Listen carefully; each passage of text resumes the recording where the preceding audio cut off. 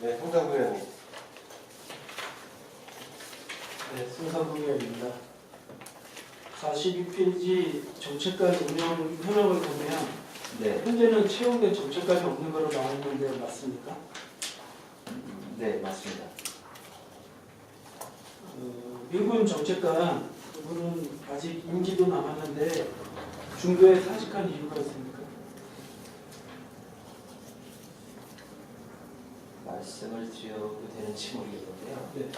이게 군인연금법이 개정이 되면서 이분이 우리 주 20시간이지만 네. 이 비용의 보수를 받으면 군인연금을 못 받는 그런 사항이 있었습니다. 그래서 이 보수보다 군인연금이 더 많은데 네. 굳이 할 필요가 있느냐. 네. 그래서 그만두게 되었습니다. 그럼 그 중간에 군인연금법이 바뀐 거예요? 아니면 처음부터 최근에 맞죠. 최근에 바뀐 거? 그런 그게- 사유로 예, 본인이 적용되는 시점에 네. 그만둔 겁니다. 알겠습니다. 예. 그 대협력관 우리가 정책관을 보면 네. 지금 포천시가 운영하는 게 대협력관, 민군 정책관 같은 경우 네, 각급을 예. 채용하셨는데 네. 각급을 채용해서 활용한 이유가 있어요. 굳이 각급을 예, 예. 각급을 채용해서 그분들을 활용할 이유가 뭐 특별한 이유가 있는 건지. 아무래도 지금 이분들의 그 경력이라든가 예를 들어서 학위라든가 그런 걸 봤을 때 저희가 적용할 수 있는 그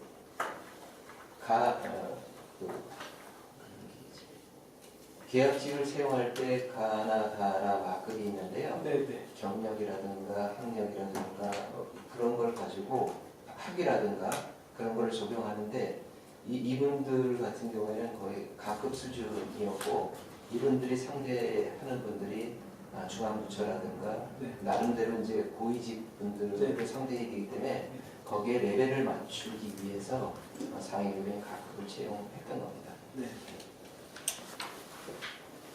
그 각급이라면 그래도 우리 포천시에서 볼 때도 뭐 이런 표현이 적절할지는 모르겠지만 고위직의 어떤 네. 고위직의 활용 발전을 위해서 저희도 고위직의 협력관을 뽑는다는 얘기를 이해하는 거죠. 네, 그렇습니다. 근데 이제 대협력관 실적을 보면 네, 2017년도, 18년도 여러 기관단체를 방문하시고 열심히 노력하시는 건 저도 인정을 합니다. 하지만 실제적인 내용에 있어서는 뭔가 좀 미흡하지 않나라는 판단이 듭니다. 과장님 생각은 어떠세요?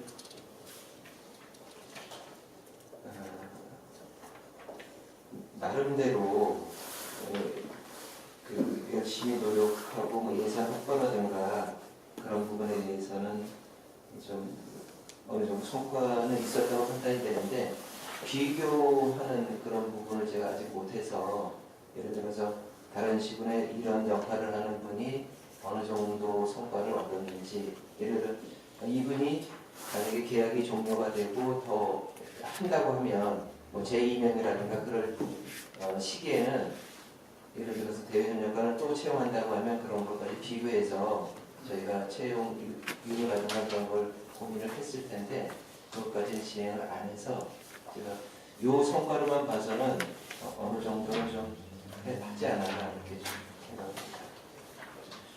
저는 이제 작은 거라도 네. 이제 민군 정책관 같은 분, 뭐 가신 분을 얘기해서 조금 그렇지만 저희 1, 2동 지역, 1, 2동 지역에는 지금 활성화 이전 문제 때문에 어쨌든간 그 주민들의 갈등이 굉장히 심했습니다. 네.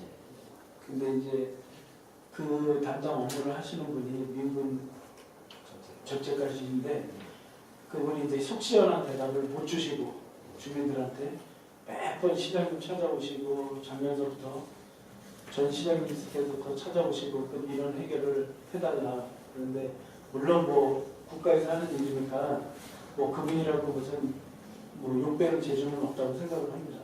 그 부분을 이용하는데 아까 제가 말씀드렸듯이 그런 분들이 조금 그런 성과 뭐 어떻게 보면 저희가 그분들을 썼을 때는 어떤 실적을 바라고 쓰는 거잖아요. 네. 솔직히 얘기하면 실적을 바라고 쓰는 예. 거잖아요. 그런 거기에 그 부분에 대해서 그런 이제 작은 거라도 조금 미흡하지 않나. 그래서 제 생각을 말씀드리는 거고요. 담당 과장님은 정책관 제도를 몇 년 동안 운영하셨잖아요. 지금 정책관 제도를 지금 제 과장님이 지금 관리하시고 몇 년 동안 운영을 하실 거잖아요.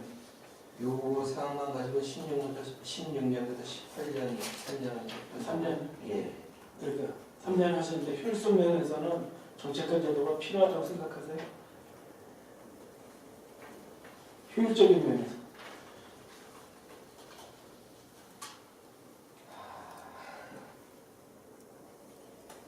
이게 솔직하게 말씀해 주시면 돼요. 솔직하게. 뭐 공무원 입장에서 얘기해 줘도 되고 솔직하게 말씀해 주시면 돼요. 일부 필요한 부분도 있었다고 판단을 합니다. 저희가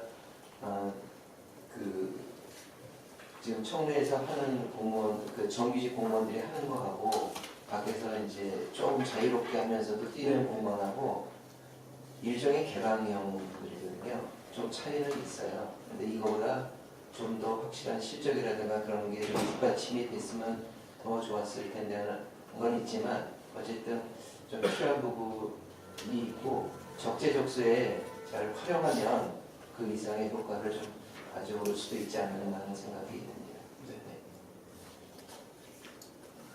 이제 속된 말로 보면 우리가 2% 부족하다는 말이잖아요. 그런 개념에 생각할 수도 있죠. 각 부서 직원들 의견을 들어보면 정책들과 업무 협조를 하잖아요. 어떤 부서에 대해서 정책관이 필요해서 업무 협조를 받아요. 근데 이분들이 거의 고위공무원 출신들이에요. 이렇게 보면 아까 과장님도 말씀하셨듯이 대외적으로 고위공무원을 다루다 보니까 그 레벨을 맞추기 위해서 고위공무원 출신들을 많이 뽑아요. 맞죠? 네. 근데 이제 이런 고위공무원 출신들이랑 우리 부서의 직원들이랑 잘 소통이 안 되는 것 같아요. 그분들은 어쨌든간 고위공무원직을 하고, 그러니까 이제 솔직히 뭐 이런 표현이 적절할지는 모르겠지만 우리 직원들을 좀 하대한다든가 자기 부하 직원으로 생각하고 하대해서 한다든가 어떤 업무 협조에서 좀 불편한 관계가 있다는 얘기를 듣습니다. 저도 그 부분은 얘기 들었습니다. 들으셨죠? 여기 함축적으로 말씀드리면 옥상옥이라고 네. 이제 간부가 한 분 더 있는 그런 그렇죠. 네, 그런 얘기도 상관을 한 명 더 모시는 거예요. 네. 각 부서마다. 예. 소통이 잘 안 되는 부분이죠. 그런 게 우리 부서 협의할 때 그러면 어렵고 그분들이 일단 어렵고 네. 뭘 부서 협의를 하더라도 업무 협조를 받으려면 어려운 거죠. 제가 당부드리고 싶은 거는 과장님 앞으로 추가로 정책관이나 협력관을 뽑으실 때는 채용할 예정에는 우선적으로 내부 직원과의 충분한 소통으로 포천시 현안 상황에 대해서 완벽하게 숙지를 하신 분들입니다.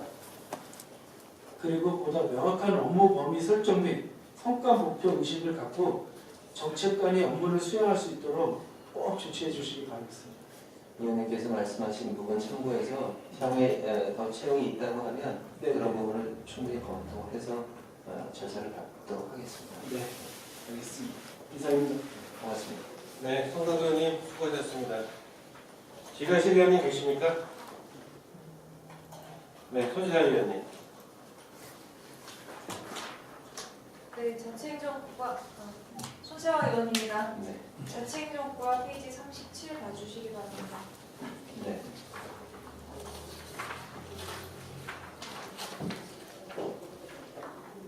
네, 2-4번 한 부서 3년 이상 근무제 현황입니다.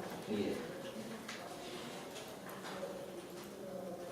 111개의 데이터가 올라와 있는데 유독 집중되어 있는 3년 장기 근무자가 있는 부서가 세정과 11건, 민원토지과 6건, 그리고 산림노지과 6건, 농업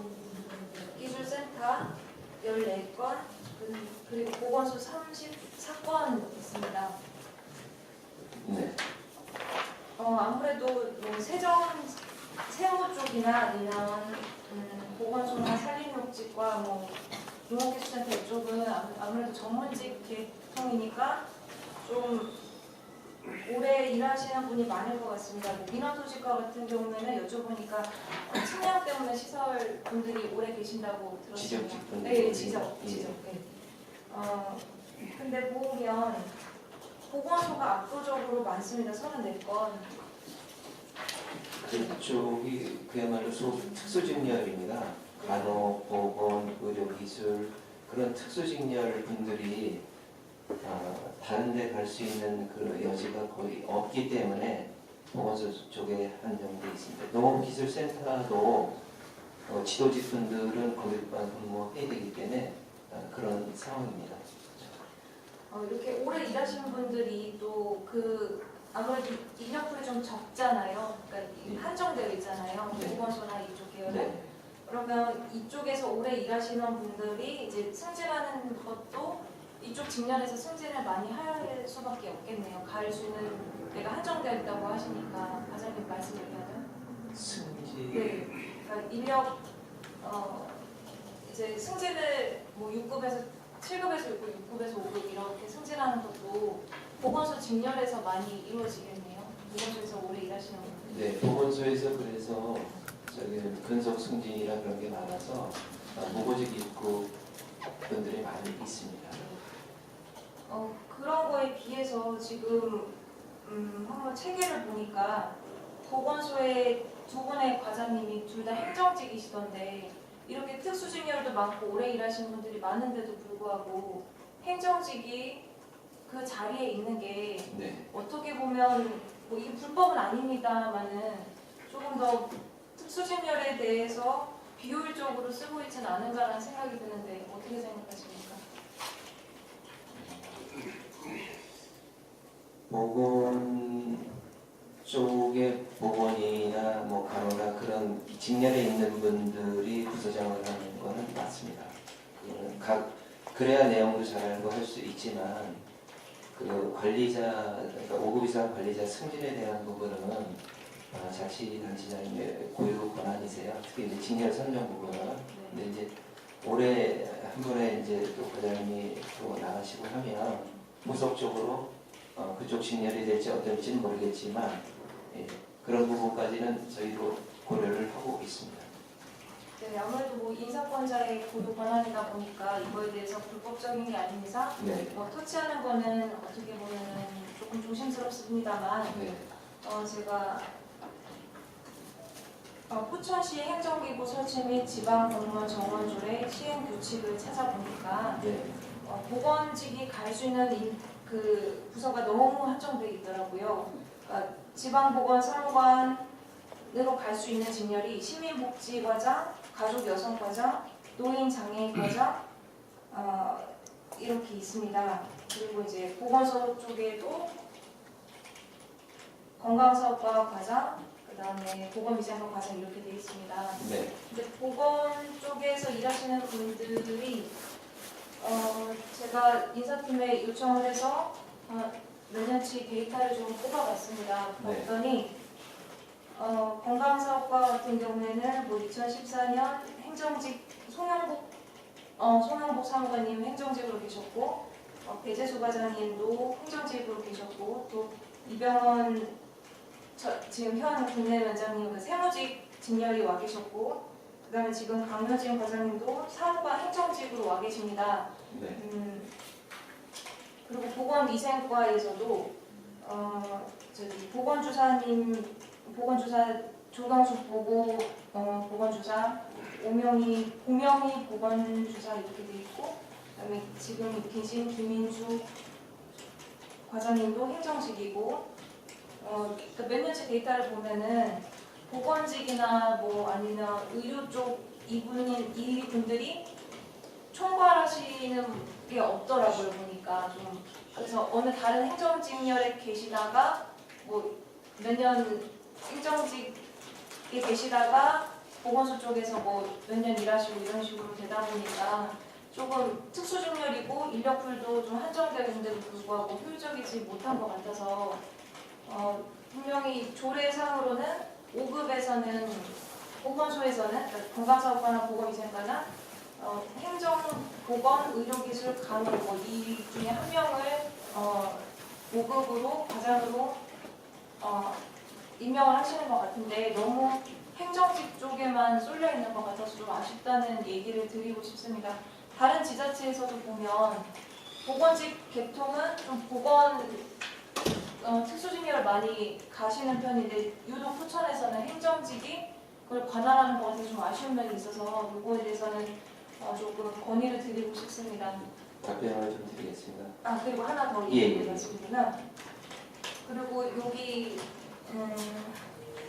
세정과에서도 11건 정도 있었는데 세정과에서도 한 2014년 오박균 행정직 그리고 김영계 과장님 경우에는 세무직으로 오셨고 1년 되셨고 그다음에 전영진 과장님도 행정직 이렇게 있었는데 90년 이후 데이터를 다 뽑아보니까 28년 동안 세정과 과장님으로 오셨던 분이 세무직으로는 김영계 국장님 한 분밖에 안 계시더라고요. 그러니까 이런 세무직 같은 경우에도 숫자를 다루고 특수직렬이고 전문직인 분야인데 이런 분들의 인력 풀을 밖에서 행정직이 이렇게 과장 자리에 있는 게 어떻게 보면 조금 아쉬운 면도 있어서 이것도 한번 검토를 해주셨으면 좋겠습니다.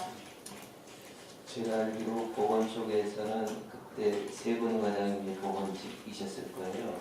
조경숙, 고명희, 최준호 과장님이 계셨었는데 그분들은 이제 다 퇴직하셨고 세정 파트에서는 원래 그 김영길 과장님이 세무고 지금 훈련현장에 가는 이병현 과장님이 세무직렬입니다. 이제 어쨌든 그 소수직렬 같은 경우에 이제 여태까지는 행정이나 농업 쪽에서 많이 점유를 하고 있었는데 이제 전문화되다 보면 지금 환경관리과도 환경기계 하고 그러는 것처럼 이제 세무, 보건 쪽, 그다음에 향후에는 사회복지직렬이 2000년부터 해서 지금 행정직 당으로 많이 들어왔을 겁니다. 그러면 그쪽 파트도 사회복지 쪽에서 또 이제 관리자 역할을 하게 되는 그런 게 될 거고요. 조금 선호의 차이지 어느 정도 이제 지금은 조금씩 와닿다고 생각하고 있습니다. 근데 세정과의 경우 거의 28년간 데이터상으로는 과장의 역할을 하시는 분이 행정직이었기 때문에 이제부터는 좀 개선이 되겠지만 조금 더 신경 써서 개선이 됐으면 좋겠다는 생각이 듭니다. 요번에 조직 개편안 설명을 드렸지만 좀 분과도 되고 하니까 그런 부분이 가만히 돼서 좀 승진 인사가 되지 않을까 그렇게 좀 생각을 해봅니다. 네. 그리고 또 하나 질문 드리자면 이제 인사 보충에 대해서도 조금 살펴봤는데 네. 인사 보충 사유 중에서도 좀 자세하게 보자면 어느 지역으로 보내달라 이런 건의가 좀 많았던 게 있었습니다. 네. 예를 들면 저희 포천시 공무원이 포천에만 사는 것도 아니고 의정부 쪽에서도 다니고 남양주 쪽에서도 다니는데 영북 쪽으로 발령이 나거나 그러면 교통편도 불편하고 또 멀고 그래서 저희 이제 하반기에 영북면 쪽에도 센터 하나 건립되잖아요. 센터 네, 한탄각 사업과 관련해서 센터도 생기고 하다 보니까 한타가 사업소요. 네, 한탄각 사업소도 생기고 그러다 보면 인력이 그쪽으로도 투입이 될 거고 또 영국에 사는 사람이 출퇴근한다는 걸 보장할 수가 없기 때문에 그러니까 다른 지역에서도 출퇴근하는 걸 생각해 보면 좀 북부 쪽에도 관사 하나가 필요하지 않을까라는 생각은 드는데 어떻게 생각을 하세요?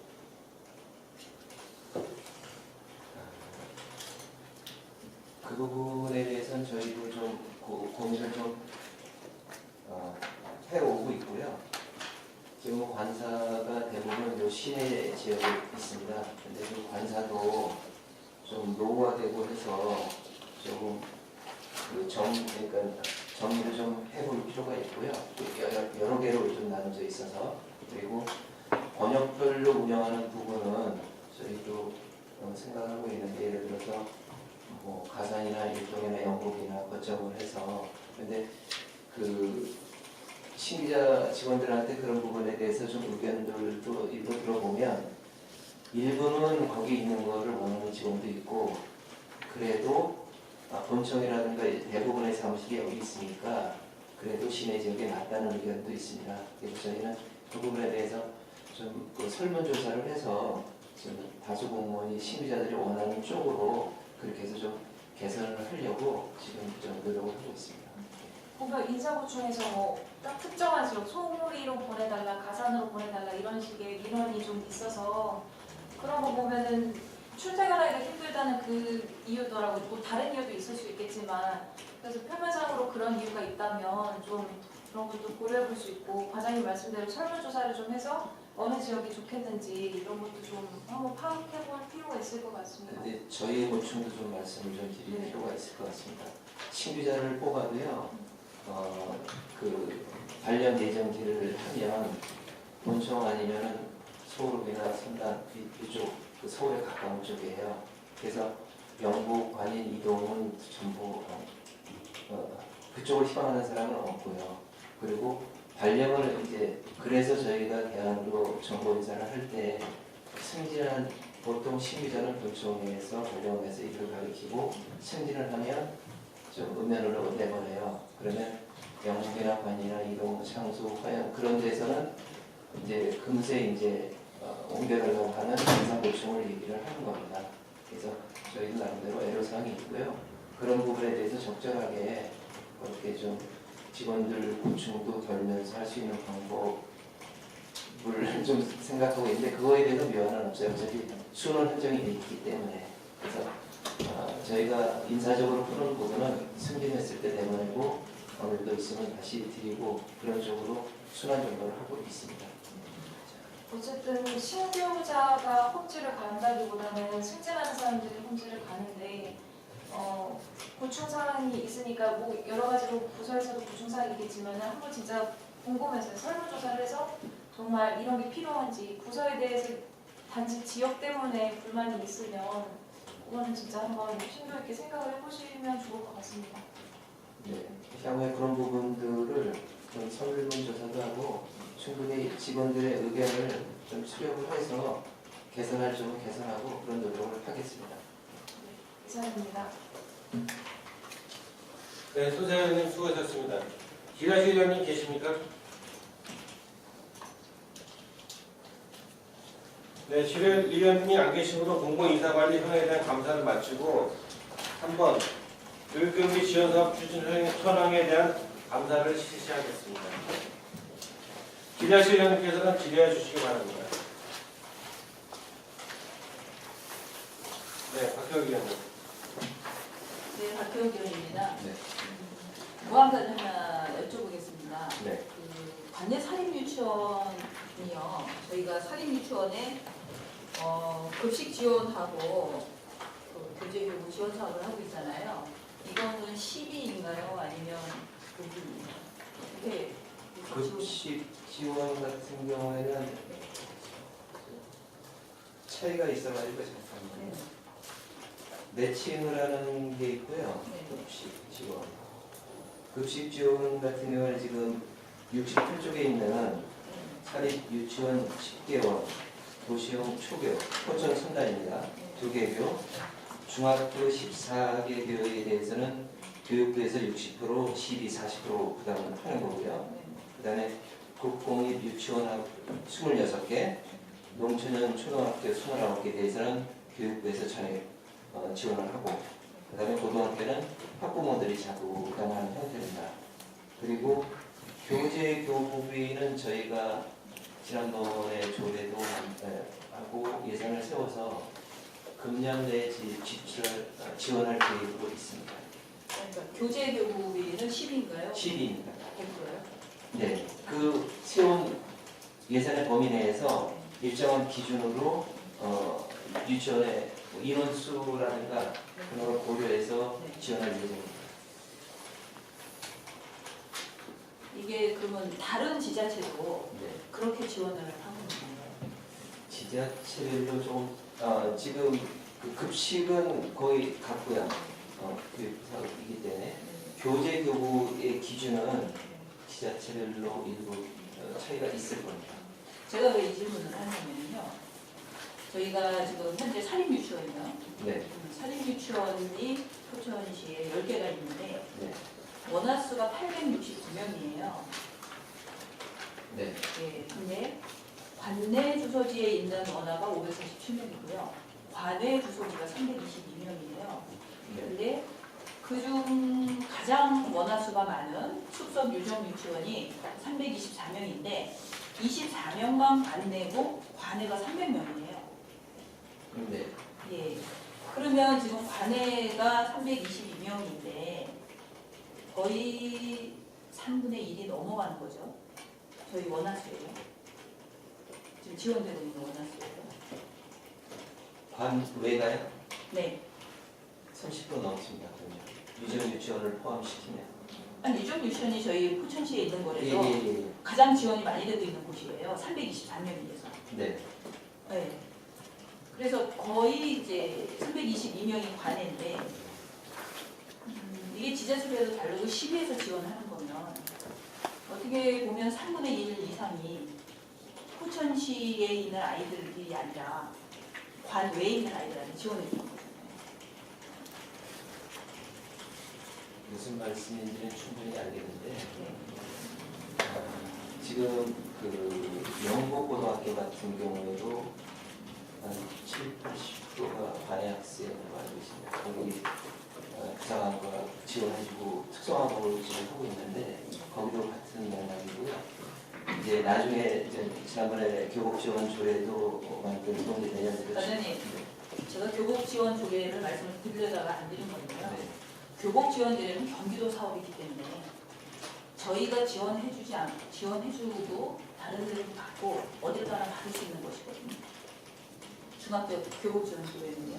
그거 하고 이거 하고는 그래서 제가 아까 이게 시인지 도인지 여쭤본 저는 거예요. 고등학교를 지금 말씀드렸죠. 아니 아까 교복 지원 조례도 네, 말씀하셨거든요. 지금 중학교는 어차피 부도 예산을 지원해 주지만 고등학교는 아직 확정이 안 돼서 전액 시비를 부담해야 돼요. 저희가 고등학교도 교복을 지원하나요?